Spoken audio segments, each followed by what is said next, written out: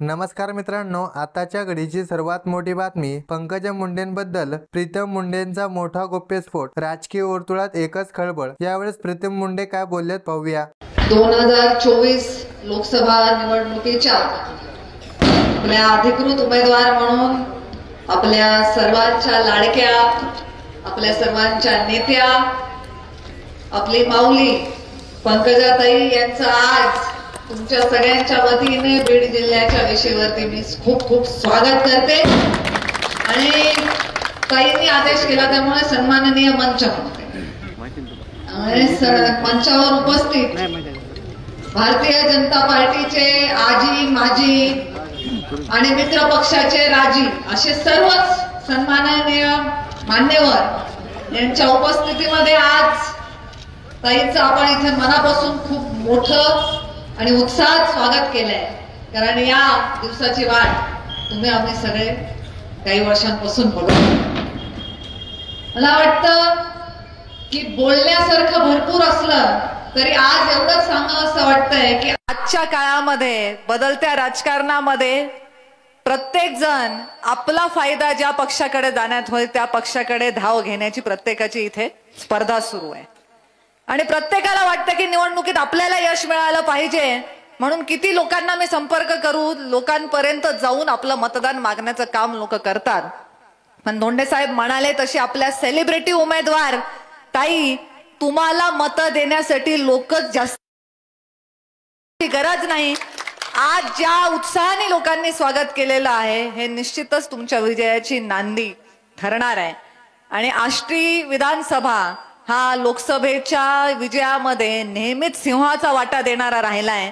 म्हणून आज तुमच्या जिल्ह्यात आगमन हे आष्टी विधानसभेतून होत आहे.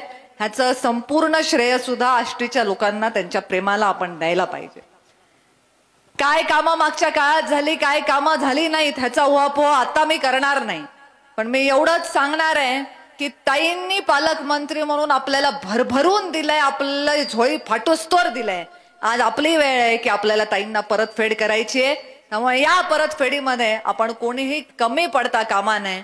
खरंच आज जे 3 लाख, 4 लाख, 5 लाखाची लीडचे आपण आकडे बोलतोय ते आकडे 4 जूनला सगळ्या महाराष्ट्रासमोर नाही तर देशासमोर आपल्याला दाखवून द्यायचे. ह्याच्यासाठी सगळ्यांनी प्रण करणं गरजेचं आहे. ताई सेलिब्रिटी उमेदवार आहेत, ताईंच्या पुढे आपल्याला कोणी स्पर्धक दिसत नाही. हे जरी सत्य असलं तरी सुद्धा आपण सर्वांनी निवडणूक हलक्यात घ्यायची नाही.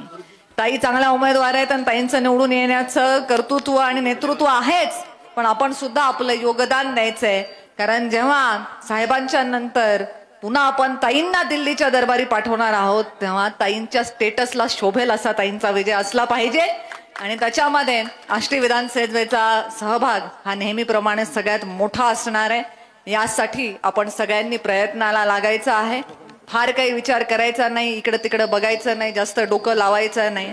माझ्या गावातून, माझ्या वॉर्डातून मी ताईंना जास्तीत जास्त लीड कशी मिळवून देईल ह्याच्यासाठी सगळ्यांनी प्रयत्न करून 2024च्या या निवडणुकीमध्ये विजयश्री आपल्याला खेचून पुन्हा एकदा आणायची आहे आणि आपल्या सर्वांचं असणारं स्वप्न पूर्णत्वास न्यायचंय. फार उन्हाची वेळ झालेली आहे.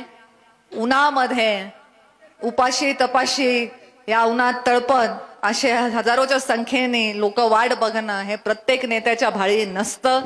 ते नशीब आम्हाला तुमच्या सगळ्यांच्या आशीर्वादाने, मुंडे साहेबांच्या पुण्याईने मिळालं. हे नातं असंच टिकून ठेवण्यासाठी इथून पुढच्या काळातही आम्ही कार्यरत राहणार आहोत. तुम्ही सुद्धा ही माया जराही अटू देऊ नका. या वर्षी आपल्याला पुन्हा एकदा बीड जिल्ह्याच्या नावाने पंकजाताईंच्या नावासमोर एक मोठा विक्रम नोंद करायची आहे. त्याच्या तयारीला सगळे लागा एवढंच या निमित्ताने सांगते.